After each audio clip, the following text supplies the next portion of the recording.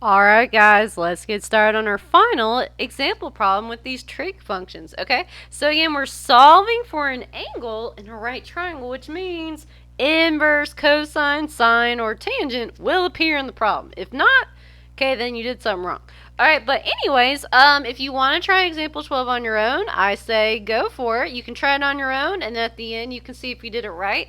The only thing that'll be a little different is we have a square root, but it's not going to change anything in your problem. You just need to make sure you type it into your calculator correctly. So if you want to at least set it up and then watch how I type it into the calculator, you can also do that. Okay, well, let's get pumped up. I'm excited. Okay, so again, let's label the sides of a right triangle.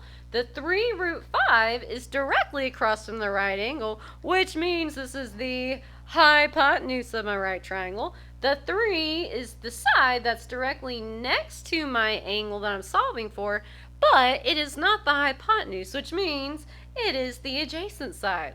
Which trig function has an adjacent and hypotenuse? What do you guys think? Of course, you always know the answer because you guys are so smart. Okay, so that would be cosine. Cosine has an adjacent and a hypotenuse. Okay, let's set it up. So cosine of my angle, which is what I'm solving for, x, equals the adjacent side over the hypotenuse. Okay, the adjacent side is 3. My hypotenuse is 3 root 5. Now, technically, you guys, since we're typing everything into a calculator, you don't really have to simplify it down, but we can simplify this fraction down. So I'm just going to show you how to do it in case you're interested. Okay, so whenever you're simplifying down fractions, first of all, you cannot divide numbers that don't have square roots and numbers that have square roots. Okay, which down here, this is like 3 times root 5.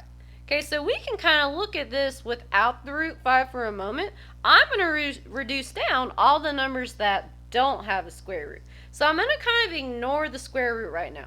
What is a number that will divide into 3 and 3? Heavenly hamburger. That would be a 3. So I'm going to divide each of these by 3. And again, I'm not going to do anything to the square root. Okay, we can only deal with square roots if we have another square root, which I don't.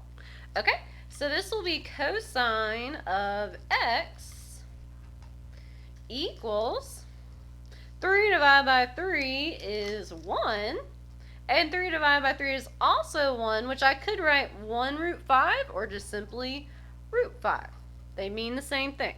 Okay, so again, honestly, this doesn't matter that much in this problem since the calculator is going to do all the work, but that is how you reduce down a fraction with a square root in it. Okay?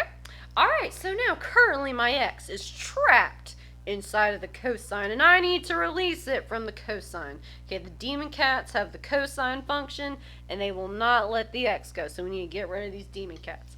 Alright, so the way that we undo a cosine is by performing the inverse operation of cosine, which guess what?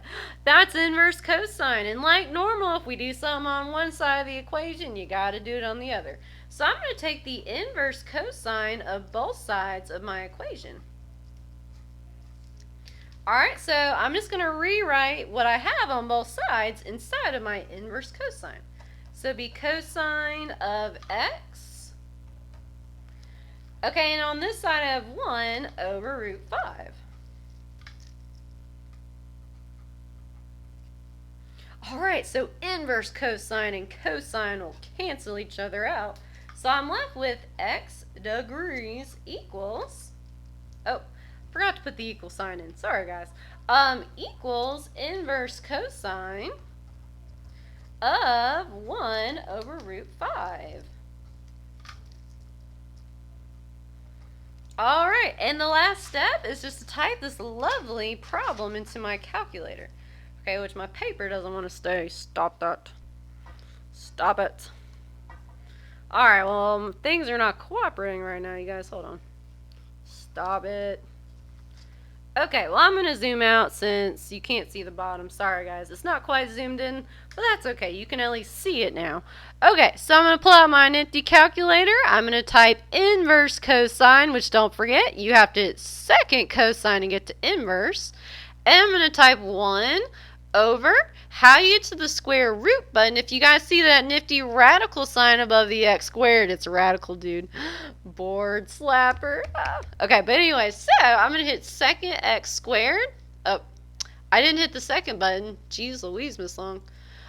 Sorry, guys. Hold on. Well, I think I just messed up. Hold on. Goodness. Stop. Okay, I'm going to retype it in because the demon cat's got me. Hold on. Second cosine. 1 over, hit second square root. There we go. And I'm going to put the 5 in there. And then the way that you get out of the square root, you do have to hit the right arrow key. And I can close my parenthesis. So that angle will be, well, that 0.4 won't be enough to bump up my 63. So my angle is going to be 63 degrees. And again, same idea if you're using Desmos. So I'll show you how to type that in on Desmos real quickly. Okay, so I'm going to do inverse cosine, which again, you can either type it in or click this. It doesn't matter. I'm going to type 1 divided by, the way that you get the square root button, again, you can click this button right here. Also, I'm pretty sure in the function button, there's a square root. Yeah. If you go to miscellaneous in the function button, this n square root means if you type that, you can have any square root with any index, which is the number in front of it. So you could have like a cube root or a fourth root, but we're not dealing with that right now. But anyway, so you can either hit this square root button in the keyboard. So you go to the keyboard, hit the square root button. Okay, or go to functions, go to miscellaneous, and hit this n square root button. Okay, and I'm going to type 5. And look at that. You can either close the parenthesis or not. And if you see, we still end up with 63 degrees. So there you go, you guys. Don't forget, when you solve for a side length like we did in examples 3 through 8, that is when you don't use inverse trig. So side lengths, you don't use inverse trig. You'll have to cross multiply. If you're solving for an angle measure in your right triangle, then you will have to take the inverse trig of both sides, and there won't be any cross multiplying involved. So just be very careful. That's how you know when to use inverse trig versus when you don't. So solving for an angle, use inverse trig. Solving for a side, don't use inverse trig, and you'll have to cross multiply. Well, there you guys go. Look at all your beautiful work. You guys did wonderful as normal.